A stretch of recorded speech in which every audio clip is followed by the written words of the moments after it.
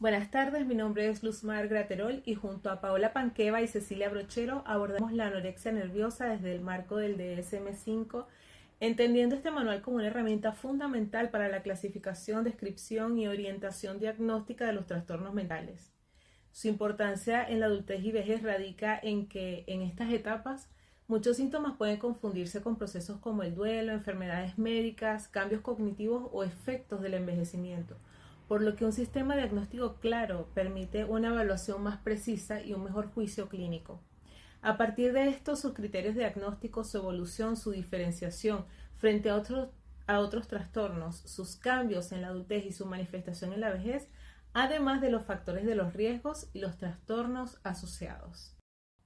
Todo esto permite responder a una idea central. El conocimiento de los trastornos mentales clasificados en el DSM-5 contribuye a una mejor evaluación, diagnóstico y abordaje clínico, porque ayuda a identificar síntomas con mayor claridad, realizar diagnósticos diferenciales más rigurosos y planificar intervenciones más adecuadas según la etapa del ciclo vital. En otras palabras, no se trata solo de nombrar un trastorno, sino de comprender cómo se expresa, cómo cambia y qué implicaciones tiene en la práctica clínica. Mi nombre es Luzmar Graterol y les hablaré en principio del DSM-5, que es el texto revisado del Manual Diagnóstico y Estadístico de los Trastornos Mentales.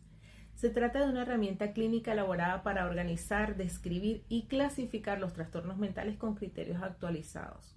Su utilidad principal está en que permite a los profesionales hablar un mismo lenguaje diagnóstico, reducir ambigüedades y tomar decisiones clínicas con mayor precisión.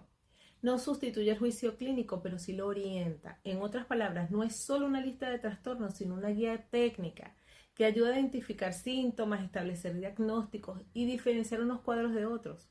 Por eso sigue siendo una referencia central en psicología clínica, psiquiatría y salud mental. En la adultez y la vejez, el DSM-5 tiene una importancia especial porque en estas etapas muchos síntomas pueden confundirse con otras condiciones.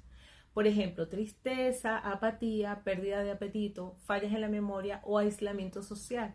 Y pueden relacionarse con depresión, duelo, deterioro cognitivo o incluso enfermedades físicas y efectos de medicamentos. Entonces, contar con criterios diagnósticos claros permite hacer un diagnóstico diferencial más cuidadoso. Esta es la clave porque en adultos mayores no siempre los trastornos se presentan de manera típica. A veces aparecen en forma más silenciosa o enmascarada. Por eso el DSM-5 ayuda a evaluar mejor los cambios emocionales, cognitivos y conductuales y decidir si estamos frente a un proceso propio del envejecimiento o ante una alteración clínica que requiere intervención profesional. Hablaremos específicamente de la anorexia nerviosa desde el enfoque del DSM-5. El objetivo es comprender qué es este trastorno, cómo se define clínicamente y cuáles son sus criterios diagnósticos principales. Aunque muchas veces se asocia casi de forma automática con adolescentes o mujeres jóvenes, en realidad su estudio es relevante en cualquier etapa del ciclo vital porque obliga a diferenciar factores psicológicos, sociales, médicos y culturales. Además, históricamente la comprensión de la anorexia ha cambiado mucho. Pasó de ser interpretada de formas religiosas, morales o sociales a ser reconocida como un trastorno mental con criterios clínicos más precisos. Por eso, revisar este tema desde el DSM-5 no solo permite conocer la definición actual, sino también entender mejor la importancia de un diagnóstico riguroso. La anorexia nerviosa, entonces, es un trastorno alimentario y de ingestión de alimentos caracterizado en términos generales por una restricción de ingesta energética que lleva a un peso corporal significativamente bajo. A esto se suma un miedo intenso a ganar peso, una alteración en la forma en que la persona percibe su cuerpo. Es decir, no se trata simplemente de dejar de comer o de querer adelgazar, sino de una alteración psicológica compleja que afecta a la conducta alimentaria, la autopercepción y la salud física. De hecho, puede comprometer de manera seria el funcionamiento emocional, social y orgánico del individuo. También conviene recordar que no es sinónimo de falta de apetito en sentido literal, porque muchas veces el problema central no está en el hambre, sino en la relación patológica con el peso y la imagen corporal.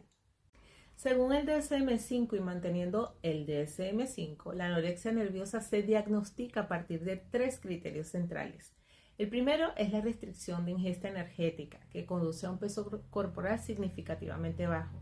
El segundo es el miedo intenso a ganar peso o engordar, o la presencia de conductas persistentes que impiden aumentar de peso. Y el tercero es la alteración de la percepción del propio peso o constitución corporal y la falta de conocimiento de la gravedad del bajo peso actual. Además se distinguen dos subtipos, el restrictivo y el de atracones o purgas. También se especifica la gravedad según el índice de masa corporal. Un cambio importante es que en esta versión ya no se incluya la menorrea como criterio diagnóstico, a diferencia de clasificaciones anteriores. A continuación, la compañera Paola Panqueva con el segundo punto. Hola, buenas tardes, profesora. Mi nombre es Ginette Paola Panqueva. A partir de la descripción general del trastorno previamente expuesto, resulta fundamental profundizar en su desarrollo clínico considerando su curso típico, el diagnóstico diferencial y las variaciones que representa a lo largo del ciclo vital. Para empezar, vamos a hablar del curso típico, evaluación del trastorno. La anorexia nerviosa es un trastorno de la conducta alimentaria que suele iniciar en la adolescencia o adultez temprana, caracterizada por una restricción persistente de la ingesta, un miedo intenso a aumentar de peso y a una alteración en la percepción de la imagen corporal.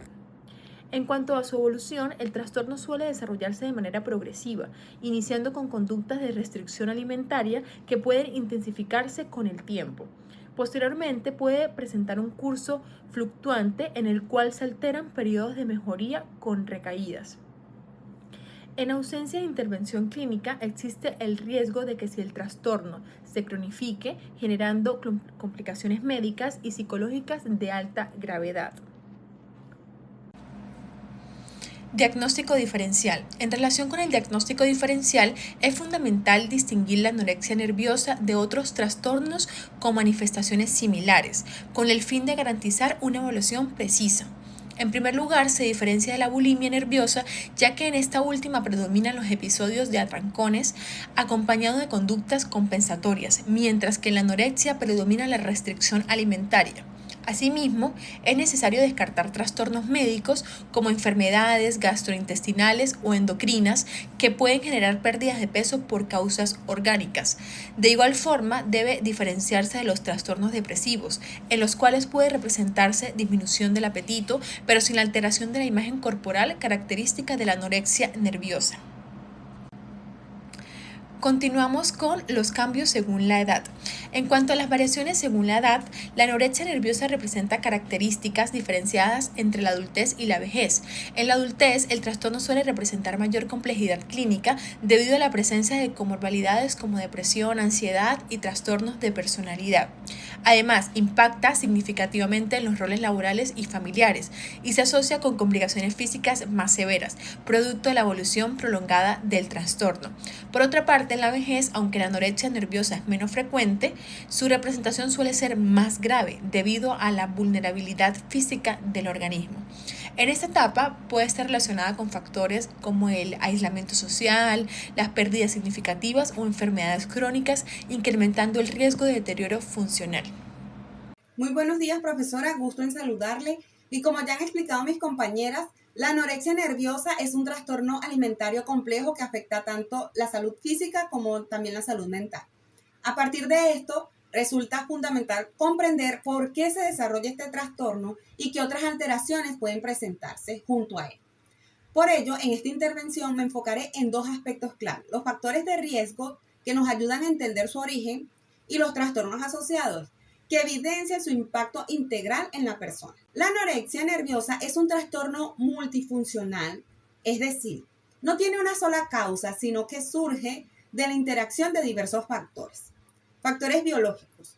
Incluye predisposición genética y alteraciones neuroquímicas, especialmente en neurotransmisores como la serotonina, que influye en el control del apetito y el estado de ánimo. Factores psicológicos. Se destaca el perfeccionismo, la baja autoestima, la necesidad de control y la insatisfacción corporal.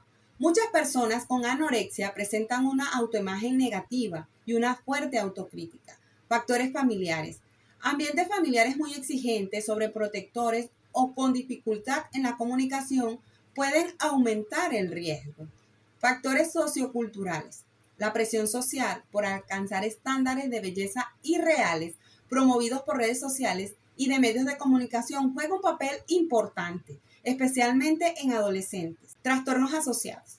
La anorexia nerviosa rara vez aparece sola. Generalmente está acompañada de otros trastornos psicológicos, trastorno de ansiedad, como el trastorno obsesivo compulsivo, donde hay pensamientos recurrentes sobre el peso y la comida. Depresión, sentimiento persistente de tristeza, desesperanza y aislamiento.